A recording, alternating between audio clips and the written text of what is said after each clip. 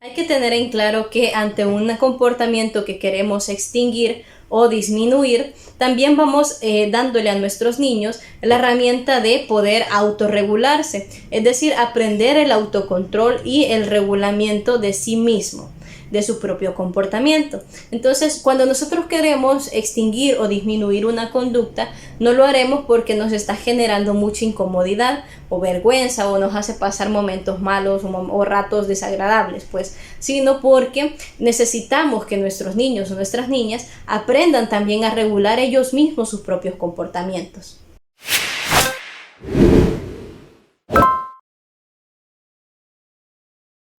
Anteriormente hemos hablado de cómo poder instaurar o potenciar una conducta. Ahora vamos a hablar de cómo poder extinguir o disminuir esta conducta. Entonces, para ello vamos a utilizar incluso las mismas herramientas. Podemos utilizar las herramientas de la economía de fichas, agregando el refuerzo positivo para poder generar un cambio en el comportamiento. Pero si esto no nos funciona, porque hay que entender que cada niño es distinto y también el entorno en el que nos desarrollamos es distinto, entonces podemos ir aplicando estas otras técnicas que vamos a utilizar. Es importante tener en cuenta el orden de estas técnicas. ¿En qué sentido? La última de ellas tiene que ser como la última, el último recurso a utilizar. De manera que vamos a ir aprendiendo algunas de ellas, que estas serán las que nos puedan servir para el cambio en el comportamiento. De manera que si descarto economía de fichas, voy con la siguiente. Si esta siguiente no me funcionó, entonces voy con la siguiente, hasta llegar a la última, que es el castigo, que por lo general es el que más usamos. El orden entonces de la implementación de las técnicas para modificar la conducta a nivel de extinción o disminución es el siguiente. En primer lugar tenemos el refuerzo positivo y la economía de fichas, que sería lo ideal. En segundo lugar vamos a tener la extinción. De esto ya hemos hablado incluso anteriormente. En tercer lugar vamos a ver el tiempo fuera. En cuarto lugar vamos a tener el coste de respuesta, así se le llama. En quinto lugar, la sobrecorrección. Y por último, en sexto lugar vamos a tener el uso del castigo. Veamos en qué consiste cada una de ellas. Ya hemos hablado del refuerzo positivo y la economía de fichas en el video anterior, por tanto nos lo saltamos. Ya hemos hablado también de la extinción en unidades anteriores, pero acá solo vamos a recordar 3 puntos bien importantes. Para lograr la extinción, o cuando hablamos de extinción, estamos diciendo que no vamos a darle absolutamente nada a nuestros niños de atención ante un comportamiento inadecuado. Es decir, vamos a tratar de no hacer caso, pero en lo absoluto, es decir, no vamos a hacer ningún caso ni vamos a dar ningún tipo de atención. A esto se refiere esta técnica de la extinción. Entonces necesitamos recordar 3 puntos bien importantes para que esto funcione. No hablar es el primero, ¿verdad?, de ellos. Es decir, cuando vemos un comportamiento desadaptativo o que no es adecuado, entonces evitamos hablar. Muchas veces cuando nosotros regañamos, reprochamos, insistimos, decimos algo ante un comportamiento, simplemente estamos dando, decíamos, ese refuerzo también, estamos dando atención. Entonces vamos a evitar hablar en lo absoluto. Segundo, nada de gestos, ¿verdad?, ni de comunicación no verbal, es decir, con nuestros gestos, nuestras miradas, nuestros ademanes, nuestras formas, vamos hablando también. Entonces tratamos de mantener esto a un lado. Esto puede costarnos muchas veces, ¿verdad?, porque se nos sale la mirada, se nos sale el gesto cuando no podemos hablar. Entonces, a algunos de los papás lo que les funciona es darse la vuelta inmediatamente. Hay una conducta desadaptativa o una conducta que vemos que no, ¿verdad?, que no va. Entonces guardamos silencio, nos giramos e incluso nos vamos del lugar, ¿verdad? Sí, no logramos mantener como el cero, ¿verdad? Cero contacto.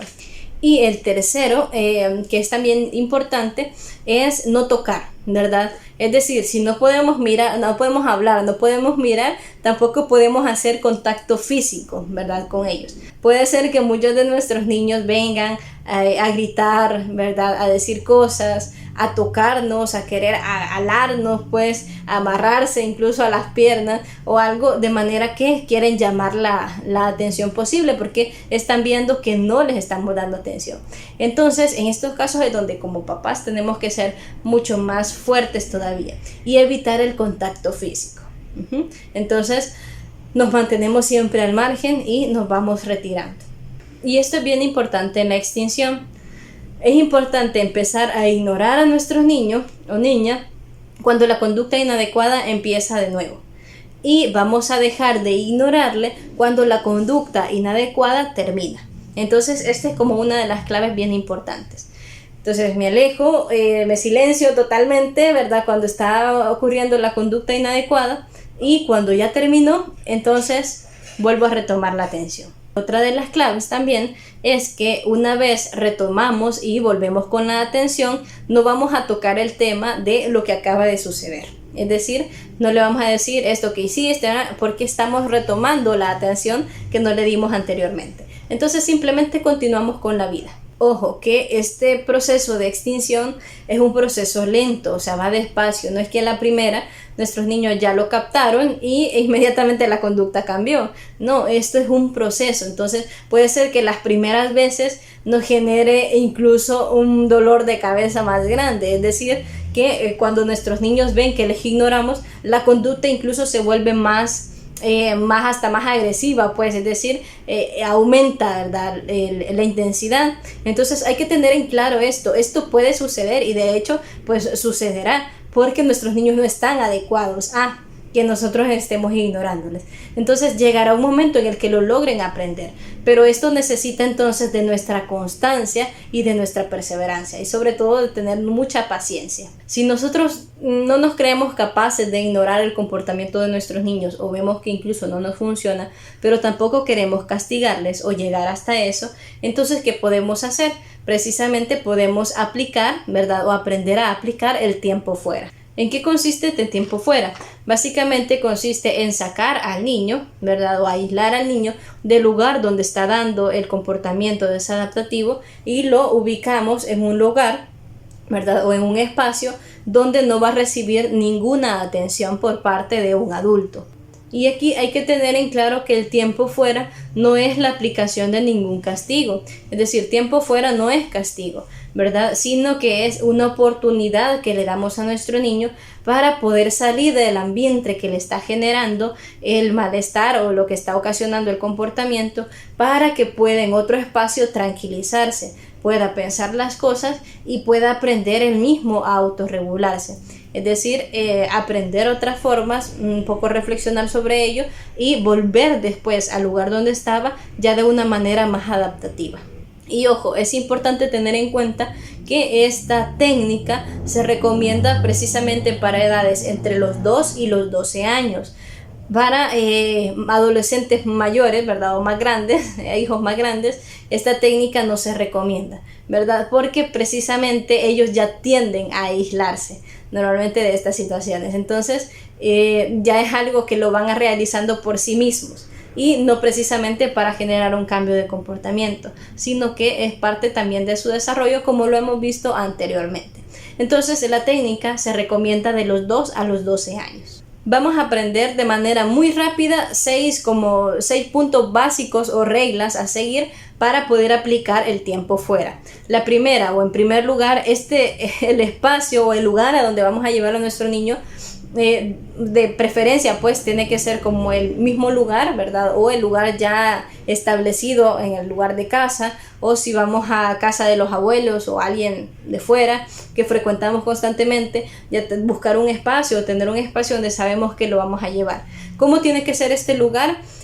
No tiene que ser llamativo, ¿verdad?, no tiene que tener cosas con las que el niño se puede entretener. Al contrario, tiene que ser un lugar aburridísimo, ¿verdad?, un lugar aislado, es decir, que no esté ahí cerquita de donde estaba, sino que un poco más aislado, y tiene que ser un lugar aburrido, ¿verdad?, que no tenga con qué entretenerse, sino que al contrario se aburra de estar ahí. En segundo lugar, el traslado o llevar al niño pues a este espacio o a este lugar tiene que ser inmediatamente cuando la conducta, ¿verdad?, desadaptativa o incorrecta se haya dado. Es decir, no lo voy a llevar después de que ya pasó un rato desde que se comportó de esta manera, sino que inmediatamente se comporta, ¿verdad?, como no tiene que hacerlo, y es ahí donde lo llevo, sin gritarle, sin decirle nada, o sea, sin agredirle, con calma, con serenidad, pero le llevo. El tercer punto, ¿verdad?, o la tercera regla es poder explicarle, ¿verdad?, con antelación o antes, ¿verdad?, de llevarle al lugar. Entonces es como la primera advertencia, podríamos decir. Entonces, ante este comportamiento o ante lo que estás haciendo, entonces te voy a llevar a un lugar aislado para que puedas pensar mejor las cosas, ¿verdad?, o para que puedas reflexionar sobre tu comportamiento. Entonces le damos un aviso.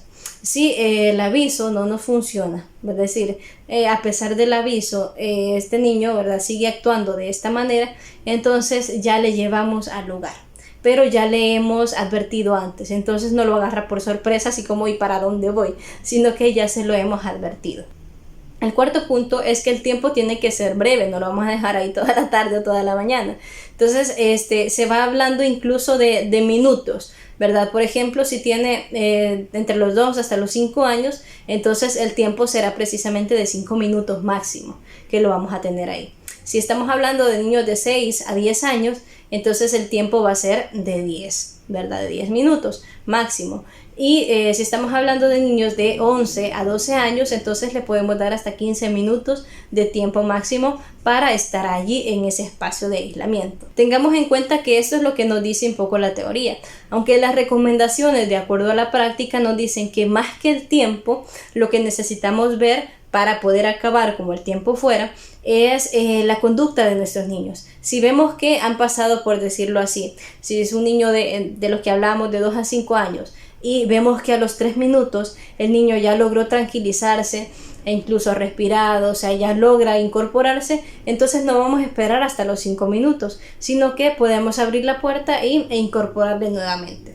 Si vemos que de pronto ya se cumplieron los 5 o los 10 minutos, de acuerdo a la edad que consideramos, pero sigue renegando, sigue inquieto, sigue con todo el malestar emocional, entonces si nosotros abrimos la puerta y le damos salida porque ya pasó el tiempo, entonces solo vamos a reforzar la conducta, que si cuando nosotros lo llevamos se pone más agresivo, hace esto, hace el otro, entonces nosotros lo vamos a dejar salir.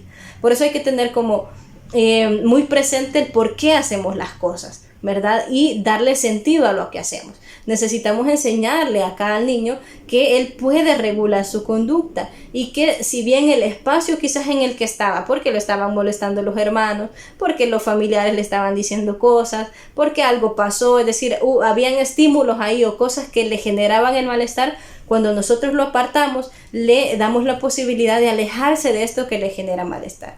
Entonces le enseñamos a que pueda autorregularse.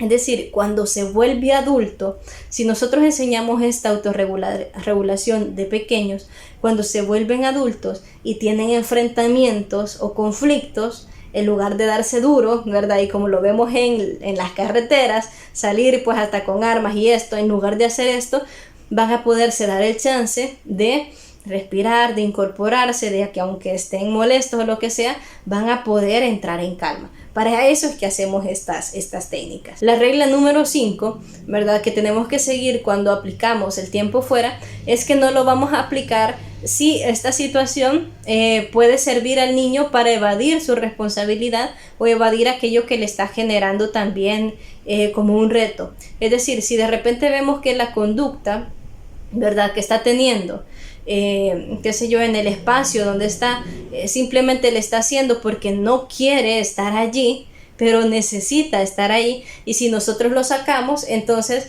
ya le estamos reforzando el hecho de que no esté donde tiene que estar.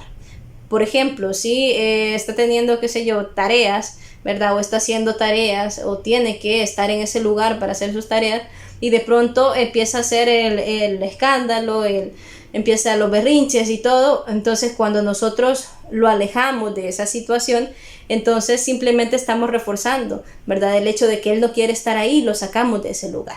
Entonces hay que tener cuidado del tipo de comportamiento para poder aplicar el tiempo fuera.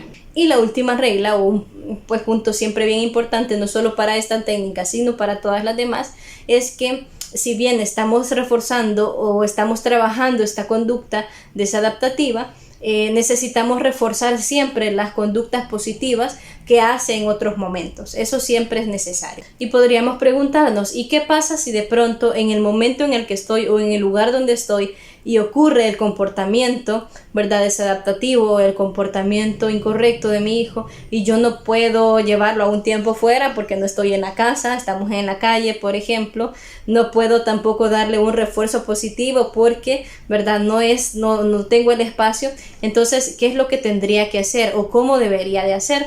Entonces, para esto se nos vienen dando, como les decía, van como en escalón, ¿no? Entonces, no podemos aplicar refuerzo positivo, no podemos aplicar extinción, no podemos aplicar entonces tiempo fuera. Viene lo siguiente, acá es el coste de la respuesta, es decir, como tiene un costo, es decir, tu comportamiento va a tener un costo, o tu comportamiento inadaptado va a tener un costo. Entonces, ¿cuál va a ser este costo? Algo que te guste. Normalmente o tradicionalmente nosotros decimos lo voy a castigar y le voy a quitar tal cosa, pero realmente esto se llama a nivel ya técnico, pues, el coste de la respuesta, ¿verdad? Entonces, es decir, si de pronto vemos que estamos en la calle o estamos en algún lugar donde no podemos aplicar las técnicas anteriores, entonces llegamos a esto, pues. Pero hay que tratar de no abusar de esto, porque si no, el impacto o el efecto disminuye. Es decir, tenemos que tener claro en qué comportamientos vamos a utilizarlo. No va a ser que lo vamos a utilizar en todos los comportamientos o siempre, ¿verdad? Sino que tenemos que tener claro como papás o cuidadores en qué momento lo vamos a utilizar.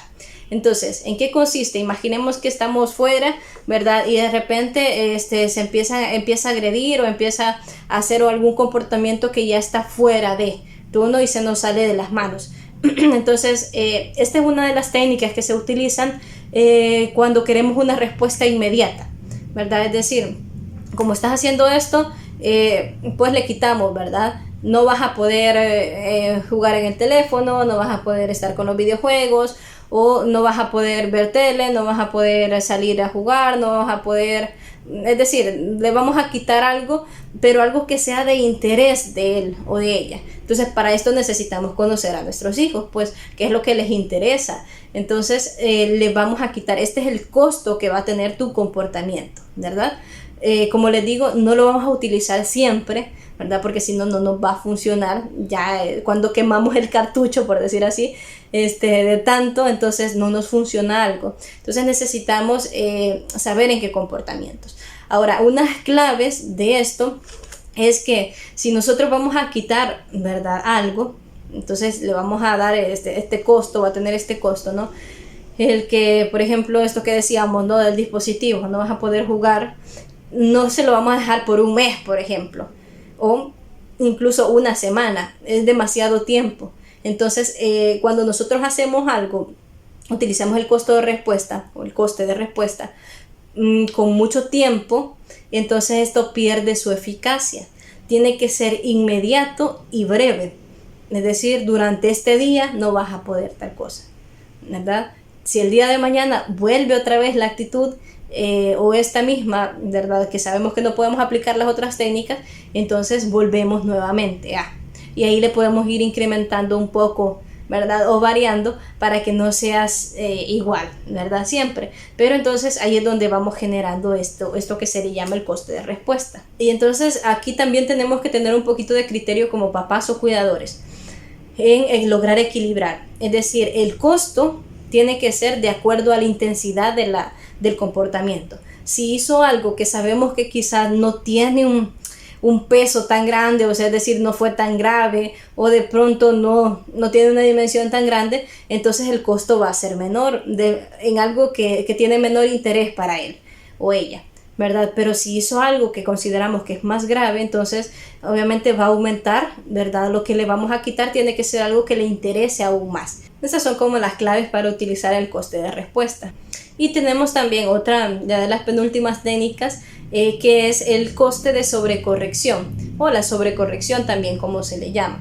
Entonces, ¿en qué consiste esta técnica? Es importante saber, pues, que esta técnica ayuda también, al final todas las técnicas tienen un objetivo o una razón, pero esta técnica ayuda también a que el niño vaya entendiendo que su consecuencia también tiene un efecto en otros y que este efecto de alguna manera también hay que trabajarlo, ¿verdad? Es decir, hay que restituir algo.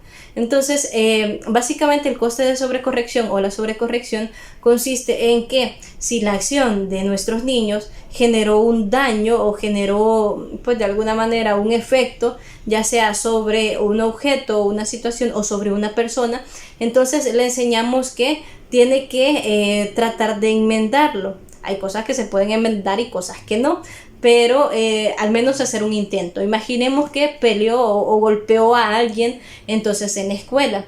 Entonces el coste de sobrecorrección es enseñarle a nuestro niño que tiene que ir a pedir perdón por lo que hizo, ¿verdad? Porque generó un daño. Muchas veces como papás nos enojamos, ¿verdad? Cuando los maestros nos dicen, mire que su hijo le hizo tal cosa, ¿verdad? A fulanito. Y entonces decimos, ve, ¿por qué no se defendió el otro? ¿Verdad? Entonces, y nos exaltamos porque nos dijeron algo de nuestros niños. Entonces, esto no está ayudando en nada a nuestros pequeños. Al contrario, si nuestra actitud viene, ¿verdad? Reconocemos y vemos que sí hay un daño pues en el otro niño, entonces venimos y enseñamos a nuestros hijos que hay que reparar también ese daño, ¿verdad? ¿Cómo lo vamos a hacer? Bueno, entonces le acompañamos para que le pueda pedir perdón a este niño, ¿verdad? Pueda disculparse. E incluso, como es una sobrecorrección, le podemos agregar un poquito más, ¿no? Entonces, imaginemos que, qué sé yo, ¿verdad? Le generó una herida o algo de pronto, entonces le enseñamos que le lleve una curita, por decir así. O sea, algo, si son pequeñitos, pues, ya si son más grandes, entonces así en la medida que van creciendo vamos enseñando esto. Que si nosotros cometemos una acción y esta acción daña a otros, tenemos que enmendar esta acción. Entonces en eso consiste. Ya si es algo, por ejemplo, que de pronto dañamos, ¿verdad? O este niño dañó algo material, entonces ensució, por ejemplo, qué sé yo, la mesa donde trabajaba la manchó, ¿verdad? O manchó su pupitre, ¿verdad? Que sabemos que no está permitido por cuidar las cosas y toda la cuestión. Entonces le enseñamos a limpiar esto. Entonces lo acompañamos, ¿verdad? Y le enseñamos que tiene que limpiar su error. Entonces lo hace y no solamente el de él, sino que también otros más. Es decir, el coste de sobrecorrección es reparas lo tuyo, pero a la vez haces un poquito más. En eso consiste, pues. Y unas claves para poder aplicar la sobrecorrección es, primero tiene que ir como en coherencia o consonancia con lo que ha hecho. Es decir, si de repente vemos que nuestro niño, por ejemplo, golpeó a otro niño, no va a ser el costo de sobrecorrección que vaya y que recoja los juguetes. No tiene sentido. Entonces tiene que ser en base a lo que hizo. Es decir, ahí aplicamos la sobrecorrección. Luego tiene que ser inmediatamente. No dejemos pasar tanto tiempo, sino que tiene que ser inmediato. Pues está comprobado que esta es una de las técnicas que funciona bastante para el cambio de conducta más rápido. Entonces, pero si sabemos utilizarlo, pues. Entonces, tiene que ser inmediato. Luego, mientras está sucediendo esto, es decir, tuvo este comportamiento y vamos a aplicar esto, vamos a cortar en ese momento todos los refuerzos extras que puede estar generando o ganando. Es decir, no le vamos a estar premiando por otro lado, ¿verdad? Mientras estamos haciendo esto. Entonces terminamos de hacer el costo de respuesta de sobrecorrección, ¿verdad? La respuesta de sobrecorrección y luego retomamos lo que estábamos haciendo ya anteriormente. Y finalmente tenemos el castigo como una de las opciones finales, por decir así. Entonces hemos aprendido que es importante saber qué técnica vamos a aplicar de acuerdo al comportamiento que está sucediendo, ¿verdad? Es decir, si es un tiempo fuera, no lo voy a aplicar si estoy afuera precisamente o en un lugar donde no haya espacio. Si puedo aplicarlo de alguna manera, variando un poquito, quizás no en un lugar físico, pero sí aparte. Pero voy a tener en cuenta, entonces, cuál es el comportamiento y ante estos comportamientos que yo normalmente veo, entonces voy a saber qué tipo, ¿verdad?, de técnica voy a utilizar. Entonces, cuando hablamos de castigo, sobre todo hay que aplicarlo cuando se cumplen alguna de estas tres condiciones. Primero, si el comportamiento de nuestros hijos es tan frecuente, ¿verdad? O sea, ya es casi que un estilo de vida, ¿sí? Y entonces apenas hay momentitos donde podemos reforzar algo positivo que ha hecho. pero si este comportamiento que él tiene o ella tiene no es que sea siempre, entonces ahí vamos a utilizando otras técnicas. Por ejemplo, pues si acostumbra siempre a pelear y no puede jugar con otros niños, porque siempre que juega con ellos juega a pelear incluso, entonces toda la vida está peleando, ahí es donde aplicamos el castigo, pues. Pero si no, buscamos otras técnicas. Luego, y esto es bien importante, vamos a aplicar un castigo si el comportamiento pone en peligro la vida de él mismo, ¿verdad?, de nuestros hijos, o está poniendo en peligro la vida de otro. Por ejemplo, si va a agarrar algo que es caliente o tiende siempre a meter los dedos donde le puede agarrar la corriente, o algo que le puede generar peligro para su vida. Entonces ahí no podemos aplicar otras técnicas, ¿verdad?, que quizás nos van a llevar más tiempo, pues en eso puede estar en riesgo nuestro hijo o hija. Entonces ahí aplicamos el castigo, o sea, ahí podemos hacerlo, porque el castigo precisamente es para que la conducta cese inmediatamente, o sea, en el ratito. Esto no quiere decir que no va a volver a aparecer. Por eso el castigo no es eficiente si queremos modificar la conducta a largo plazo. La tercera es si de pronto vemos que las consecuencias son positivas o lo que sale ganando, por decir así, el niño con este comportamiento es más fuerte incluso que lo que nosotros podemos dar para que cambie la conducta, entonces ahí aplicamos castigo. Por ejemplo, si nosotros estamos intentando de alguna manera que nuestro niño o pues tenemos dos pequeños, pues, y de pronto uno termina utilizando el teléfono, ¿verdad?, del otro, y de pronto obtiene esto como ganancia, entonces nosotros no vamos a lograr cambiar la conducta ofreciéndole otras cosas, porque para él lo que gana pues al pelear con el otro es mucho más grande que lo que nosotros podamos dar. Entonces aquí aplicamos el castigo. Entonces es bien importante seguir unas reglas para poder aplicar adecuadamente el castigo y que no tenga repercusiones como normalmente pues las tiene. Primero, para que el castigo se vuelva eficaz tiene que ser aplicado inmediatamente. Es decir, no vamos a dejar un tiempo para aplicar el castigo, como muchas veces podríamos hacer. Hasta que lleguemos a casa, entonces tal cosa. O cuando venga tu papá o cuando venga tu mamá o cuando venga fulanito, entonces te va a castigar. Entonces va a ser tal cosa. O sea, no tiene ya efecto. Tiene que ser inmediatamente el castigo. El segundo es que siempre que se aplique el castigo debe dársele al niño la opción de una conducta alternativa.